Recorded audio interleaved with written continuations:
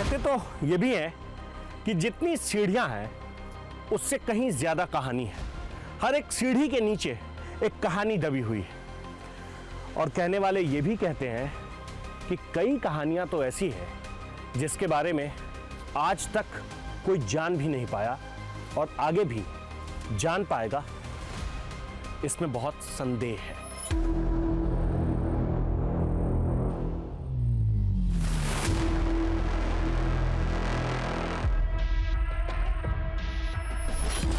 कुल 700 में से ज्यादातर सीढ़ियां सैकड़ों साल पुरानी थी। उनका पुनर्निर्माण किया गया था, कुछ नए भी बनाए गए थे।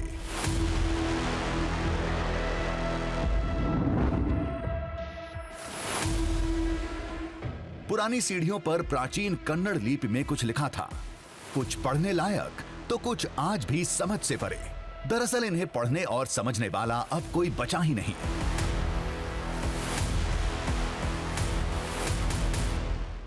अभी मैं जिस हिस्से से गुजर रहा हूं, इन सीढ़ियों पर कुछ लिखा हुआ है।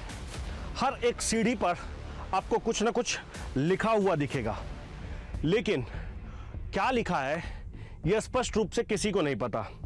लेकिन जितनी चीजें लोगों को मालूम है, जैसे कि ये कहते हैं कि ये कन्नड़ में भगवान राम और भगवान कृष्ण का नाम लिखा हुआ है।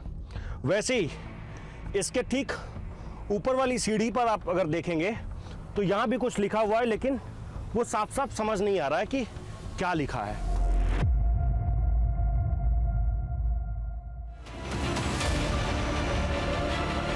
इन सीढ़ियों को इस पौराणिक पर्वत का एक्स फैक्टर बताया जाता है। कहते हैं जिस दिन इन शब्दों को डिकोड कर लिया जाएगा, उस दिन इस पहाड़ से जुड़े कई राज खुल जाएंगे।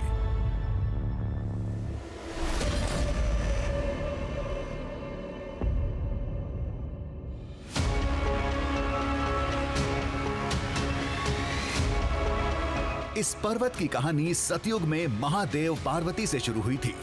त्रेता युग में श्री राम और लक्ष्मण उनसे मिलने आए थे। द्वापर युग में शिव भक्त पांडव भी आए थे। अगला साक्ष्य त्रेता युग का था।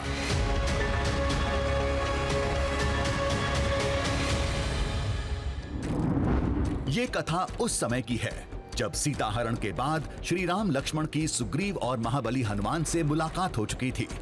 कहते हैं उस समय सीता की खोज में वानर सेना की एक टुकड़ी के साथ श्री राम कारिंजेश्वर पर्वत पर आए थे।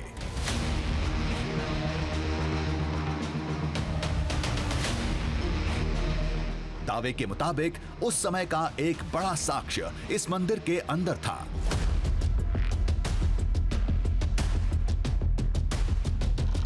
दीवार पर एक आकृति बनी थी, थोड़ी धुंधली थी।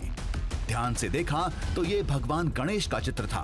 दावे के मुताबिक इसे श्री राम ने अपने बाण से बनाया था।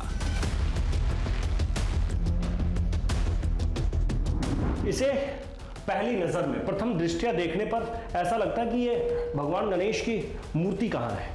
लेकिन ये जो चित्र आप देख रहे हैं, ये जो उकेरी हुई चित्र है, ये सबसे खास है। ऐसी मान्यता है कि भगवान श्री राम जब पहली बार कारिंजा पर्वत पहुंचे थे, तब वो माता सीता की खोज में थे।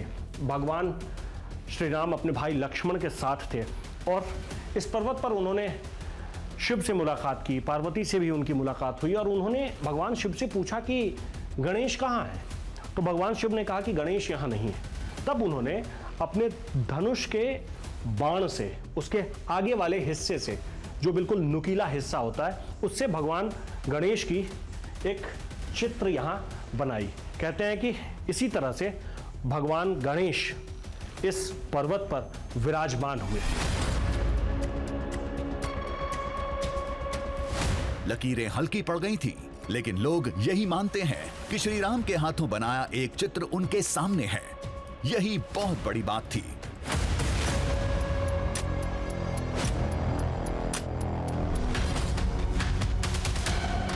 तीन युगों के साक्ष्यों को समेटे ये पर्वत कदम कदम पर चौंकाता है।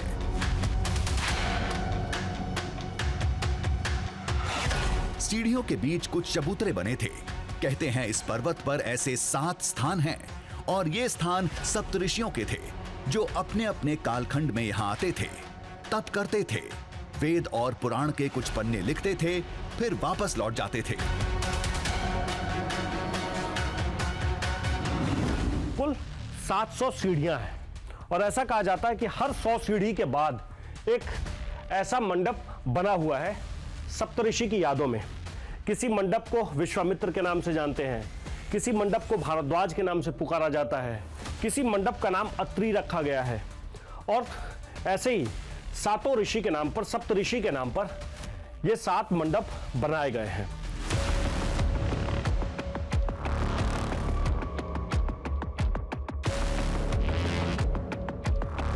जिस जगह का नाता महादेव श्री राम से हो तो उसका मशहूर होना तय है। यही वजह है कि यह पहाड़ हर युग में ऋषि मुनियों के लिए किसी तीर्थ से कम नहीं था। कहते हैं कई पुराणों के अहम अध्याय इस पर्वत पर लिखे गए थे। सतयुग में ऋषि मुनियों का यहाँ आके प्रार्थना किया था और पूजा किया था। सतयुग में ऋषि मुनि आते थे और प्रार्थना किया था और यहाँ शिव भगवान का पूजा किया था और सारी शक्ति प्राप्त कर ली थी।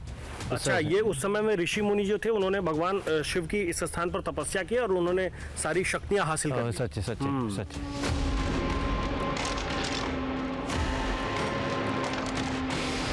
अब बारी थी पहाड़ की सबसे बड़ी निशानी की।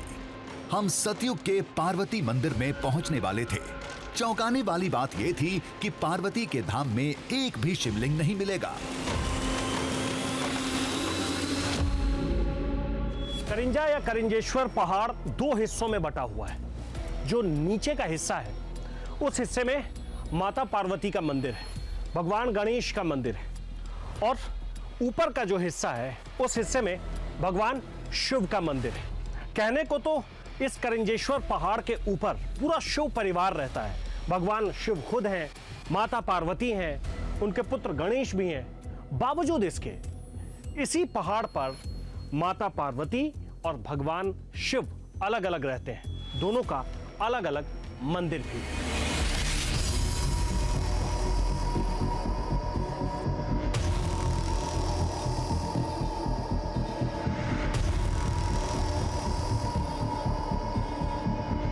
ये शायद दुनिया का एकमात्र स्थान था जहां शिव और पार्वती एक दूसरे से दूर थे। लेकिन मान्यता के मुताबिक सतयुग में ऐसा नहीं था। अलगाव की कहानी त्रेता युग में शुरू हुई थी जब श्री राम यहां पहुंचे थे।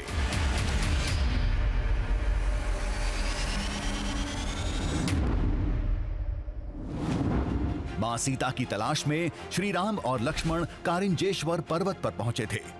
उस समय परिहास के मकसद से देवी पार्वती सीता का रूप लेकर श्री राम के सामने चली गईं। भगवान राम ने उन्हें पहचान लिया और मां कहकर संबोधित किया। लेकिन भगवान शिव पार्वती के इस परिहास से नाराज होकर पहाड़ के दूसरे शिखर पर रहने चले गए।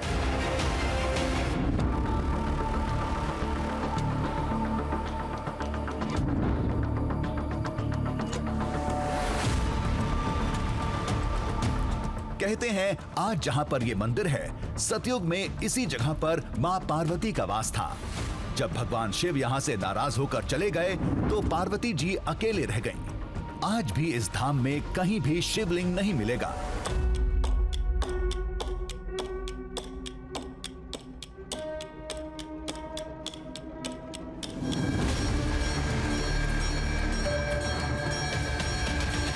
ये पार्वती मंदिर है। मंदिर में जाने की इजाज़त किसी को भी नहीं है। दूर से ही दर्शन करने के लिए मंदिर प्रशासन की तरफ से कहा जाता है और ये भी माना जाता है, ये बताया जाता है कि माता पार्वती भी खुद ही प्रकट हुई हैं।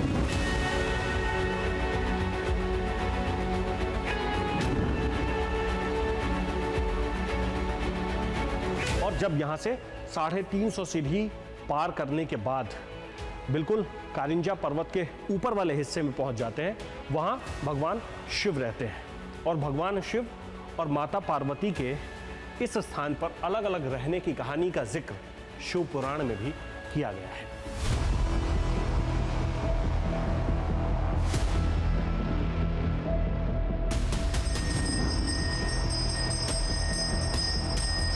कैलाश से लेकर मणिमहेश तक, केदारनाथ से लेकर पशुपतिनाथ तक, हर जगह या तो पूरा शिव परिवार है या अकेले महादेव हैं। ऐसा कहीं नहीं है कि एक ही पर्वत पर महादेव और पार्वती का अलग अलग वास हो।